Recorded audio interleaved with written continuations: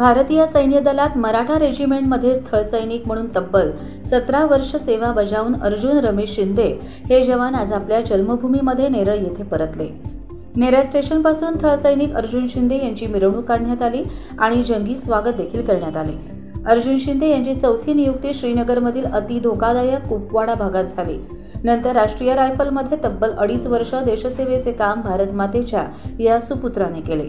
गुजरात राज्यात 2 वर्षे आणि आता निवृत्तीच्या आधीची 2.5 वर्ष अरुणाचल प्रदेश सारख्या चीनी सैनिकांचे हल्ले सतत होत असलेल्या प्रदेशात नियुक्तीवर होते। हा सर्व खडतर टप्पा पूर्ण करून अर्जुन रमेश शिंदे हे मराठा रेजिमेंटमधील स्थळसैनिक 1 जुलै रोजी सेवानिवृत्त झाले आहेत। ते आज बेळगाव कॅम्प येथून दुपारी नेरळ येथे पोहोचले। यावेळी नेरळ स्थानकात त्यांचे स्वागत करण्यासाठी असंख्य नेरळकर जमले होते। नेरळ स्टेशन येथे स्वागत स्वीकारून नेरळ बाजारपेठ येथून त्यांची मिरवणूक काढण्यात आली। त्या मिरवणुकीत नेरळमधील असंख्य नागरिक, रहिवासी आणि त्यांचा मित्रपरिवार सहभागी झाला होता।